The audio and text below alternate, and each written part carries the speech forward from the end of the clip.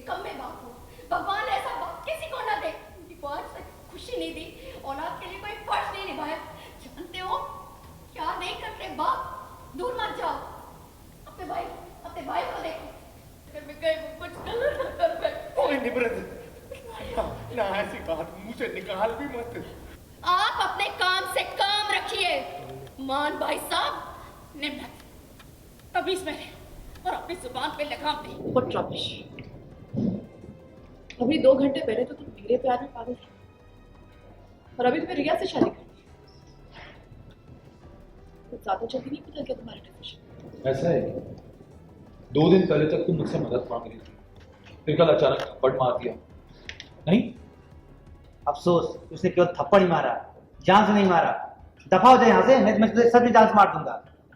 Yes, शादी की scene ये है कि रिया शादी के लिए इनकार कर देती है जब गुरुद्वारे में वीर के साथ करने से। तो हम लोग घर आते हैं और उसकी माँ निम्रत और राना बहुत परेशान है।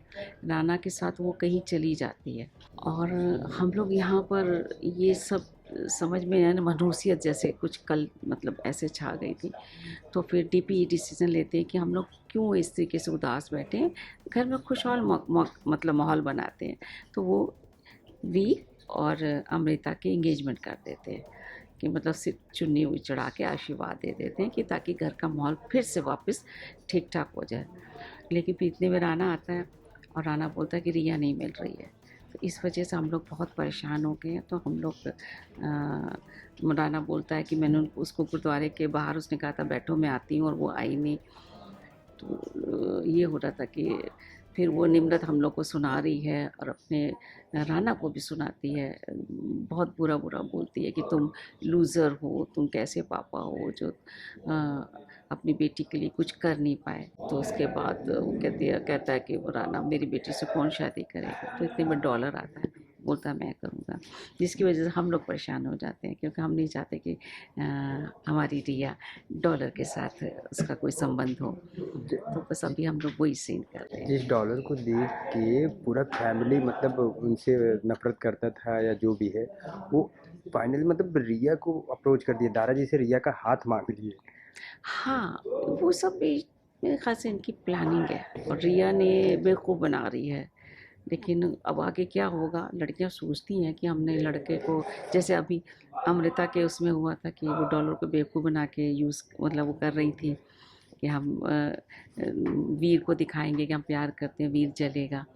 और इसी तरीके से अब रिया करेगी। आपने कभी कुछ नहीं किया, आपने पापा का होने का फ़र्ज़ नहीं निभाया, अपने हस्बैंड के होने का फ़र्ज़ नहीं निभाया। वो यही तो उनको ताना दे रही है। वही उसको थोड़ी सी मिसअंडरस्टैंडिंग है और थोड़े से राना है भी वीक इस मामले में, भोले हैं थोड़े से। तो यही अभी वो सीन था।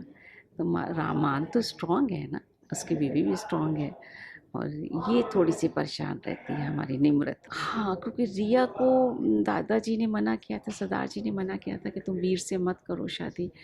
तो वो बहुत नाराज़ है। उसने दादाजी के कहना तो मान लिया लेकिन वो दिल से उसको एक्सेप्ट नहीं कर पाई, मान नहीं पाई कि हाँ ये चीज़ ठीक हुई। तो दर्द तो होगा, जो बच्ची बचपन से उसके सपने देखती थी। तो वो अगर वो अपने घर वालों के कहने से अगर शादी के लिए मना करती है लेकिन तकलीफ़ तो होती है। तो वो वही चीज़ कह रही थी कि आप अरमान की बेटी की कर रहे हैं उसके साथ और मुझे मना कर दिया आप लोगों ने। इससे पहले भी एक केस हुआ था ना कि ज़मीन हमने राना के नाम करनी थी और वो गलती से खुशवंत उसको मान लिखवा देता है, तो वो प्रेस में छप जाता है कि ये मान हॉस्पिटल ही बनेगा। एक तो वो तकलीफ़ थी उस परिवार को, निम्रत और राना को।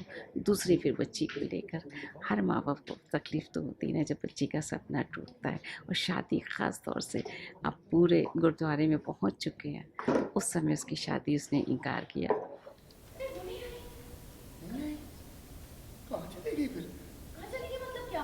आप उसके पीछे गए थे ना? कहाँ है वो? मैं गया था पीछे, वो गुरुद्वारे मुझे कह के कहीं कि मैं अंदर जा रही हूँ, आप रुको बाहर।